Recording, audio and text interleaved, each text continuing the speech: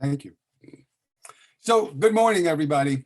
My name is Reverend Dr. Ron Fox, and I'd like to welcome you to our Sunday service for the Center for Spiritual Living Space Coast.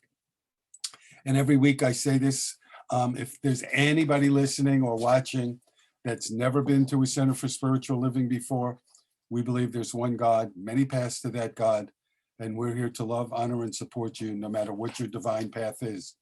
And the Center for Spiritual Living Space Coast is a safe haven for people of all beliefs and lifestyles, whoever you are and wherever you may find yourself on your journey of faith. You're welcome here.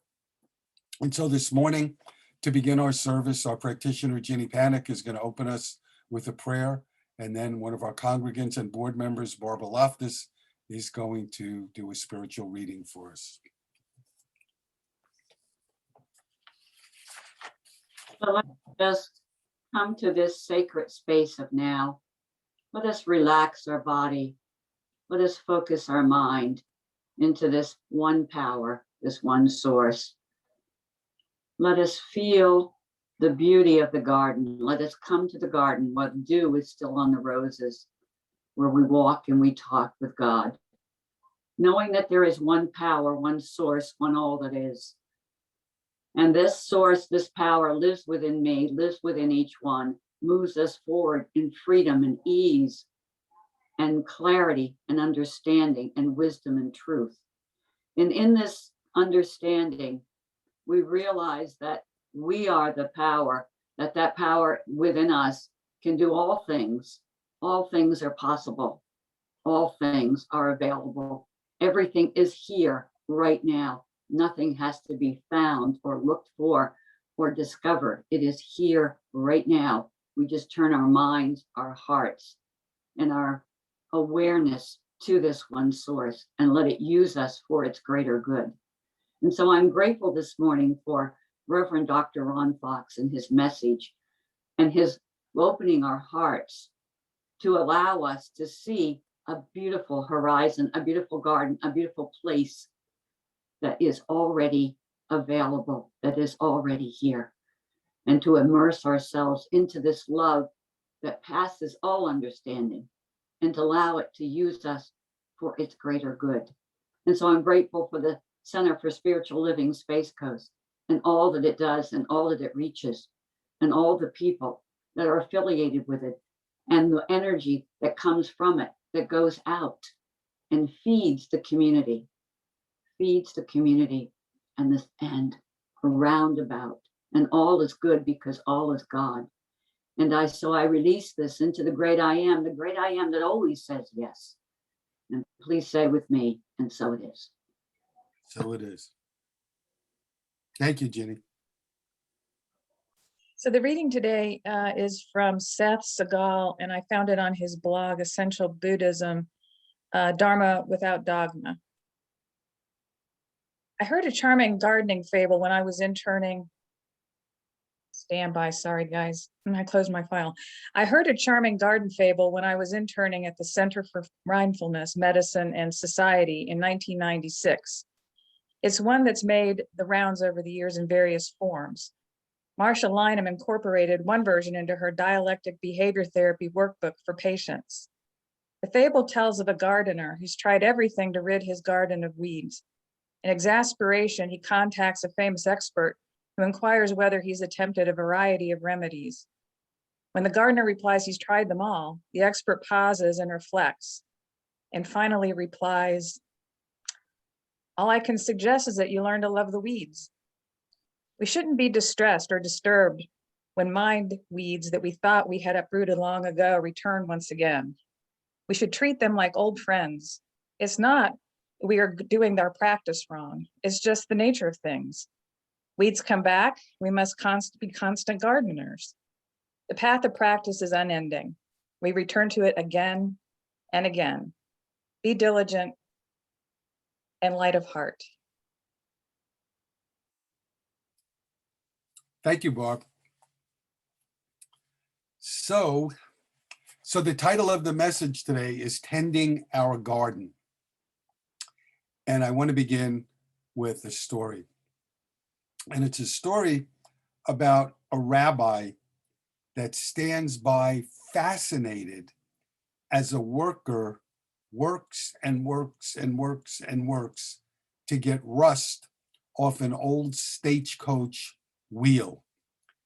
And finally, the rabbi is there for an hour or so. And finally, the worker, I guess, is annoyed.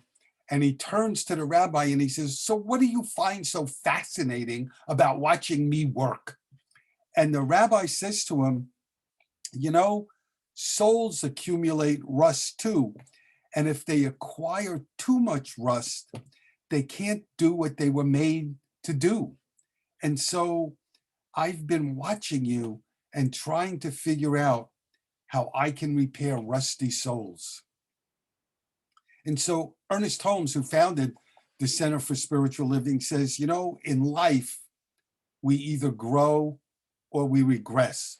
We can't stay on any plateau for a long time. And so whether it's rust or whether it's weeds that we let grow, we need to do some work. We have some work to do. And Holmes says, you know, to think of our mind as a mental garden where we can plant seeds of thought. And not only can we plant seeds of thought in this garden, but we can also uproot thoughts that maybe were put there through fear or ignorance. And the truth is, you know, I haven't done a ton of gardening in my life because it's not my favorite thing to do. But when I have, and I've watched other people, which I like doing much better, just as weeding a garden can be slow and painful, so can mental weeding be slow and painful. Because most of us were brought up in a culture that honors instant results for us. And the truth is that developing clear, focused, and positive thought patterns takes time. You know, someone once said that unfortunately, not like hamburgers, we can't develop McFaith. And at the core of our being lies a patch of perfection. And that's our job, to find that patch. And prayer, affirmations, time in the silence, meditating, workshops, they're all part of that process.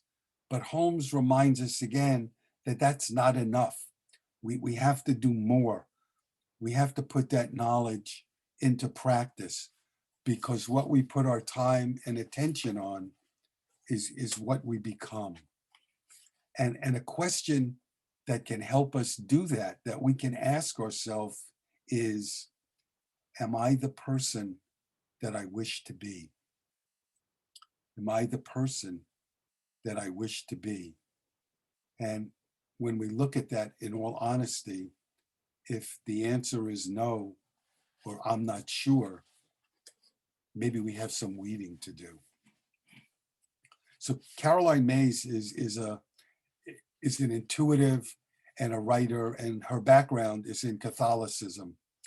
And in one of her books, she writes, this is a quote, "Spiritual life means that you excavate your false gods, fears, and illusions that hold you prisoner in this world. You face those false powers and free yourself from them in order to know the true power of God." And she says that ultimately the spiritual journey is about courage and about faith. And she says, so what can we do? And I just kind of talked about that, but she lists three things. She said, we can pray every day because prayer is illuminating. And she says, we can be kind and compassionate in our everyday life. And we can be bold and stand up for our principles. So I want to share with you a story about courage that I read this week that really touched me. And it's a story about a gentleman named Reese Fullerton. And I did a little research on him after I read this. And Reese Reese has made his transition, but he was born and raised in New Mexico, and he was an attorney. And the story I read was about a time that he served on the U.S. Commission for Civil Rights. And at one point, he went to Lexington, Kentucky to interview students about desegregation. They had just been, the schools in Lexington had just been desegregated. So he met with a group initially of 12 white students, a dozen white students. And what he asked them about, he asked them about their experience the past year and what had changed since busing and desegregation. And the white student said to him, you know, last year, everything was perfect. And now it's awful. These African Americans, they're dumb, they're smelly, they're rude, they're uneducated, they're as bad as you can imagine. And he said there was one girl in particular that delighted during the course of this over and over as referring to the African American students as lowlifes. And then at some point, the African American kids come in and the white kids get up to leave, and Reese Fullerton said, no, no, no, stay. Let's hear what they have to say. And so he asked them the same questions. What's different this year for you since busing and desegregation? And here are some of the answers that the Black kids said. They said, we didn't have books last year.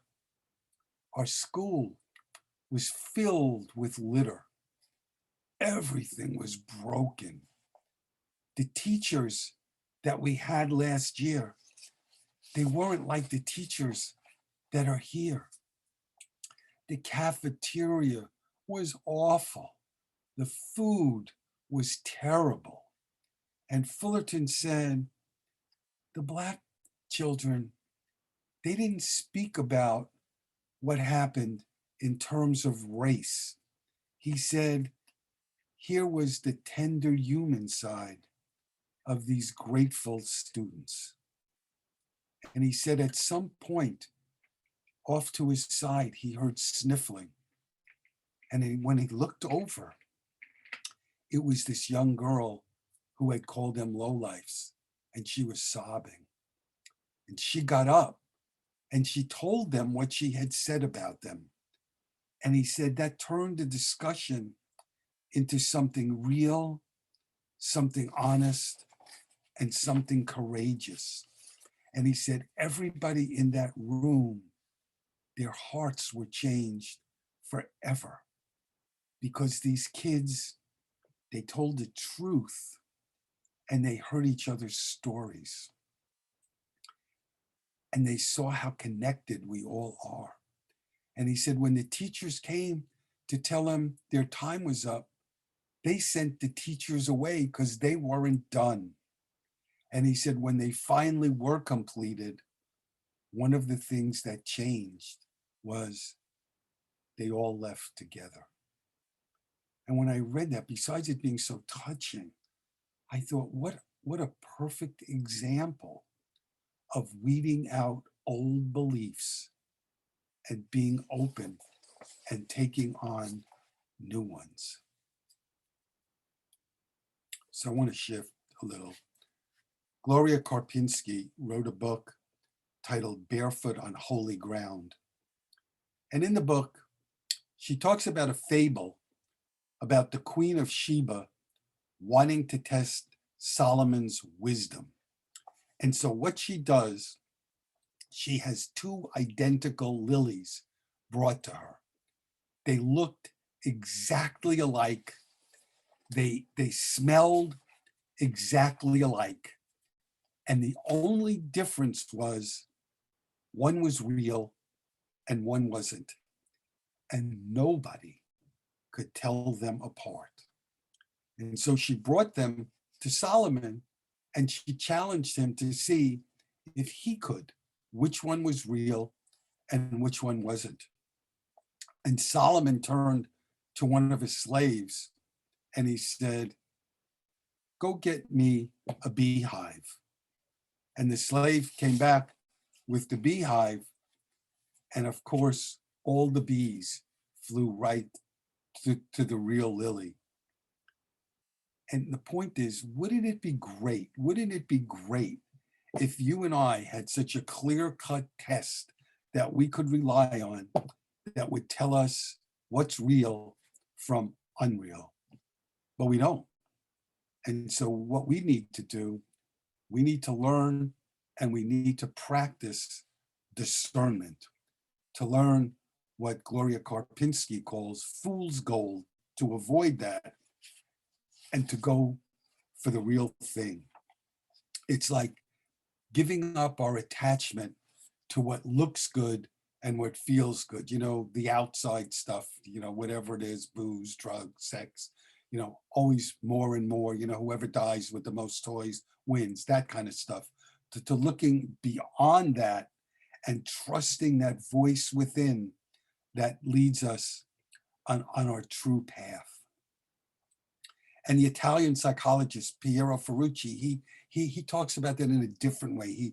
He says often in life we become distracted, we lose ourselves. And he tells this story, that probably most of us have read about the Grail. In the Holy Grail, that's supposed to be the cup that Jesus used to drink the wine at the Last Supper, and that also was collected with his blood. I think it was Joseph that was supposedly collected his blood when he was crucified. So, there's this story that the king was very ill and was dying, and not only was it affecting him, but it was affecting the entire kingdom. Nature started to die. Ponds and streams dried up. Plants shriveled. Animals were dying. And all kinds of experts were brought in to help him. Doctors, scholars, knights, magicians, and nothing worked. Nothing worked until a young boy of a humble origin was brought in to see the king. And he simply said, "Where is the Grail?" And when he asked that question, the king recovered and things came back to normal. And what Ferrucci says is sometimes in life, it only takes asking the right question to set us on the right path. And asking, where is the Grail, in some respects, is the equivalent of saying, where is my soul? And he says we all answer that in our own way. And that's what our life search is. It's really asking us about life and the search for truth. So when we were live still and doing our book club, the last author we were doing a book on was Dennis Merritt Jones, and in one of his books, not the book we were reading, but in a different book, he says that at some point he went to his spiritual teacher and he said, I'm stuck in the yuck. And his teacher said to him, Dennis, I got good news for you and I got bad news. Here's the bad news first. Life is like a continuum of plateaus, peaks, and valleys until you leave this plane. And he said, and Dennis, here's the good news. Life is like a continuum of plateaus, peaks, and valleys until you leave this plane. And Dennis Merritt Jones says, the point is that no matter what you choose, life is a journey. It's a series of ups and downs. And most of us would like to stay at the peaks, but that's not possible. We can't stay at the peaks. And we need both. We need the peaks and the valleys, he says, to show us that we're still alive. And we need the valleys because the valleys help us to appreciate the peaks. So I want to end with a last story that when I read this week, I'd read it before, but it was kind of a reminder, and I love it. When I was in the School of Ministry, one of my teachers that I really love, Nancy Bergren, she said, when you do a talk, you got to come up with examples that people could relate to. Now, I know what I'm about to tell you, none of us would do, but I found it really relatable. So Wayne Dyer says, what if you went one day to the grocery store and you bought a package of broccoli because you liked the picture on the cover? And you take it home and you look at the picture again and you really still like the picture. So you throw away the broccoli and you cook the cover. And he said, when you sat down to eat, you'd realize you're going to be really hungry if all you have to eat is the wrapper for the broccoli. You need the real thing. And Wayne Dyer said, our life could be like that. Maybe we're paying too much attention to the package and not enough attention to what's inside. He said, we maybe in our life, some of us toss away the vital ingredients. It's what's inside that's vital. We may not be able to see it, but it provides us with all the nourishment we need. So I want to close with a quote from Ernest Holmes, who said, "The ultimate goal of life does not mean that we shall ever arrive at a spiritual destination where everything remains static and inactive. That which to our present understanding seems an ultimate goal will, when attained, be but the starting point for a new and further evolution." So thank you for being here this morning or whenever you hear and watch this talk. God bless you, and I hope you have a wonderful week.